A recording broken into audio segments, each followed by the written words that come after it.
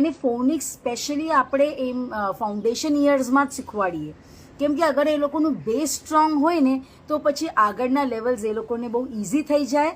અને આપણું પૂરું એજ્યુકેશન ઇંગ્લિશ બેઝ છે. સો અગર ઇંગ્લિશ લેંગ્વેજ એ લોકોની સ્ટ્રોંગ હોય તો બાકી બધા સબ્જેક્ટ્સ બી એ લોકોના પોતે જ પ્રોપર થઈ જાય. બાકી સબ્જેક્ટ્સમાં બી જ્યારે હાયર લેવલમાં પોતાના આન્સર્સ લખવાના હોય તો એ લોકો જાતે લખી શકે, કેમ કે એ લોકોનું ઇંગ્લિશ બહુ પ્રોપર છે. અગર તમે મને હમણાં જોઈ રહ્યા છો સો પ્લીઝ ટાઈપ કરો હાય, સો દેટ હું તમને પર્સનલી એડ્રેસ કરી શકું. તમને કાંઈ પણ પ્રોબ્લેમ હોય ફોનિક્સ ગ્રામરને લઈને તો તમે અહીંયા કમેન્ટ કરી શકો છો, કાં મને ડીએમ કરો.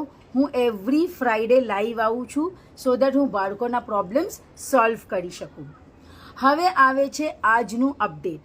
તો અમારા ફોનિક્સ ગ્રામરના બાળકોના એડમિશન્સ બી ચાલુ છે બંને સેન્ટરમાં. એક સેન્ટર અમારું અંધેરીમાં ચકાલામાં છે